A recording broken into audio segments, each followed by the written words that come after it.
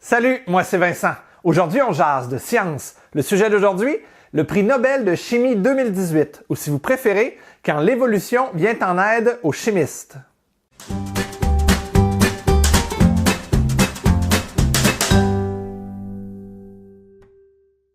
La chimie, c'est une science complexe où les propriétés d'une molécule dépendent de la composition et de la disposition exacte des atomes à l'intérieur de la molécule.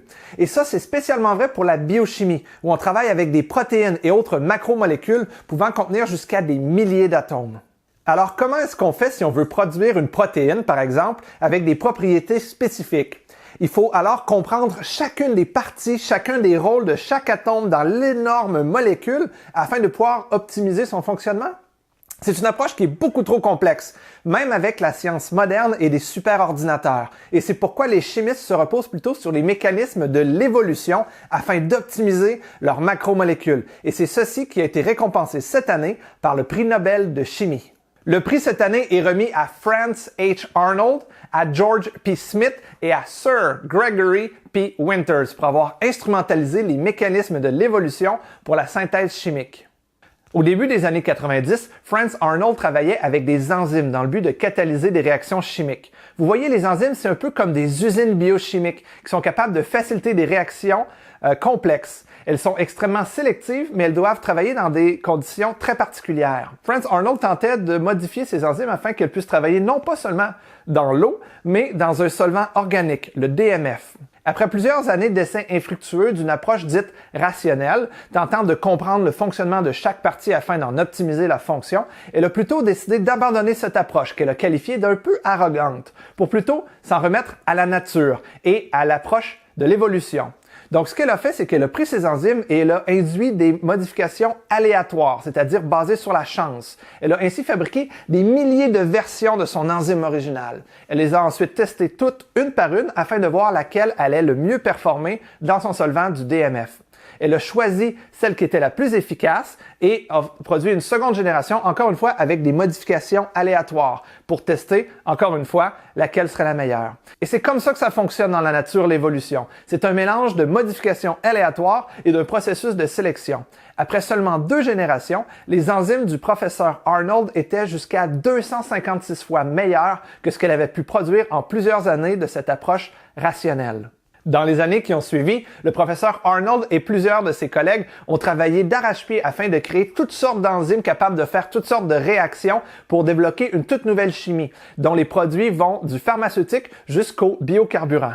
C'est une approche similaire qui a valu la seconde moitié du prix Nobel cette année à George Smith et Gregory Winters, qui ont développé ce qu'on appelle le phage display. Ici, je suis désolé, j'ai pas trouvé de traduction directe.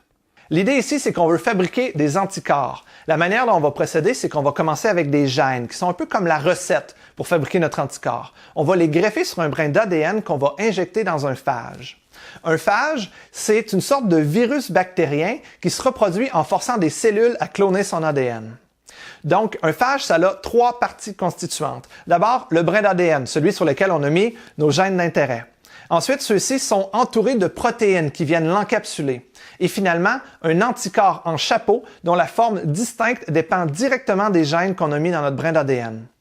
Les anticorps ont la capacité spéciale de s'arrimer de manière extrêmement sélective avec des molécules associées à des maladies. Suivant cette recette, on va créer une multitude de phages en variant de manière aléatoire les gènes qu'on y met.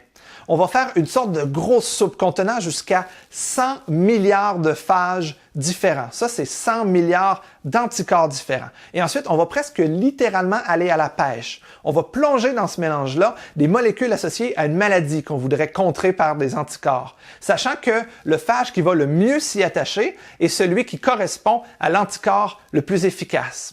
On va ensuite isoler ce phage et le forcer à se reproduire en infectant une bactérie, par exemple de l'E. coli. Et c'est comme ça aujourd'hui qu'on sélectionne et qu'on fabrique de nouveaux anticorps en allant à la pêche aux phages.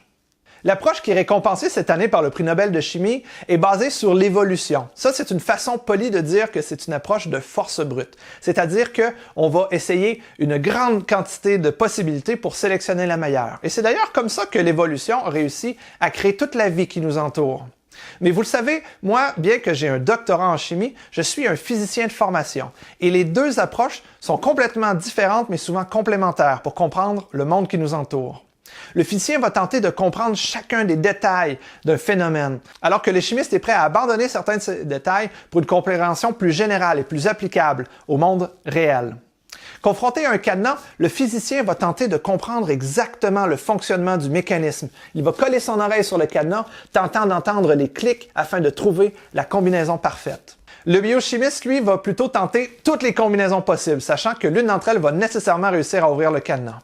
Les deux approches sont intéressantes, les deux approches sont nécessaires à notre compréhension du monde, mais plus souvent qu'autrement, c'est le chimiste qui va passer le seuil de la porte le premier. C'est tout pour aujourd'hui, j'espère que la vidéo vous a plu. Si c'est le cas, vous pouvez laisser un commentaire, aimer la vidéo ou encore mieux la partager sur les réseaux sociaux. J'ai fait 3 vidéos en 3 jours pour fêter l'annonce des prix Nobel de sciences cette année. Si ce n'est pas déjà fait, je vous invite à visionner sur ma chaîne YouTube la vidéo sur le prix Nobel de médecine et celui sur le prix Nobel de physique. D'ici la prochaine fois, gardez l'esprit ouvert, mais restez sceptiques. On se revoit quelque part sur Internet. Salut!